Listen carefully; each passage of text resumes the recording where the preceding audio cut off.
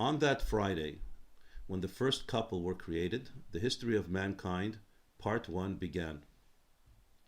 And now, we're standing at the very end of part 1 and about to start part 2. It's been a long haul, but we are only a maximum of 7 years away until one of Adam's important descendants will establish God's eternal kingdom on earth and facilitate the building of the third temple on the Temple Mount in Jerusalem. This will be the third and final temple to be erected on that spot, and it will never be destroyed. From there, God's presence will radiate throughout the entire world, and we will witness the transformation of all mankind into a peaceful, kind, and moral community serving God in unison. As the prophet Zephaniah declared in chapter 3, Ki oz epoich el amim sofa vrura likra kulam b'shem Hashem, la'avdei shechem echad. I will then transform all the nations to declare their allegiance to God in a clear voice, and to serve Him in unison, shoulder to shoulder. Our sages teach us that the very name Adam, which is spelled with 3 Hebrew letters, Aleph, Daled, Mem, serve as an acronym for the names Adam, David, and Messiah. For the very purpose of the creation of Adam was that ultimately mankind will meet its destiny through the agency of the Messiah, son of David. The Messiah will be a human being, an Adam, not a divine being, but a human being who has maximized the divine potential that exists within each and every one of us. The fact that the Messiah is integrated together with Adam and David in the same word indicates that he will have the advantage of also being a Baal Tshuva, a penitent. Both Adam and David sinned, which is perfectly expected. Before Messianic times, no human being is perfect. But our greatness lies in the fact that we could recognize our sins and use them as a springboard to tshuva, repentance, allowing us to reach even greater heights in our love and devotion to God. Our sages teach us that the heights that a penitent can reach are much higher than that of a perfectly righteous human being who never sinned in his life. Genesis 5:3 records that after Adam fathered his first 2 children, Cain and Abel, he did not father his third child, Shais, until he was 130 years old. Our sages teach us that for those 130 years he was fasting and praying for forgiveness for his sin.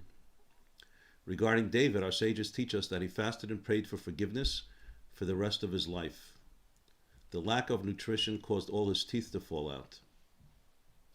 The Messiah himself may be a Baal Tshuva, a penitent, which would make sense, being that a Baal Tshuva is greater than a tzaddik, a perfectly righteous person.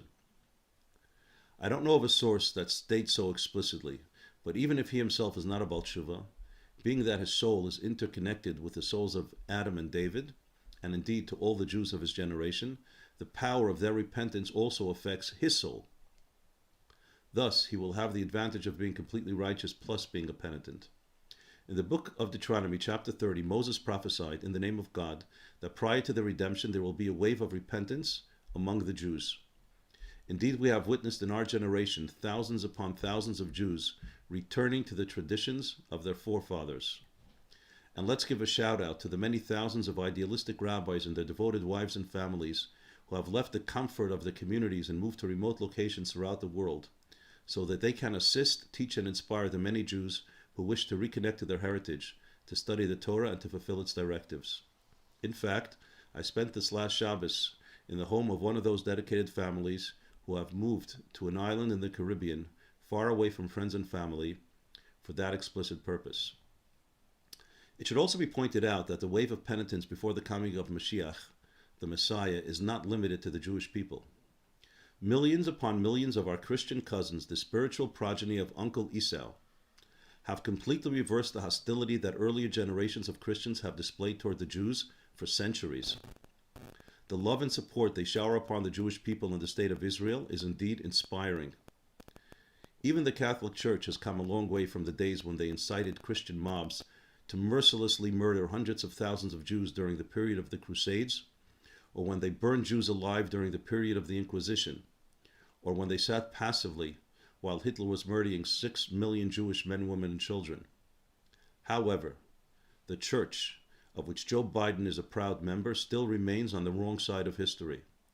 The Pope has not proclaimed his acceptance of the Word of God, repeated over and over throughout the Bible that God has gifted the entire land of Israel from sea to sea, including the Temple Mount in Jerusalem, as an everlasting inheritance exclusively to the progeny of Jacob and not to those of Yishmael or Esau.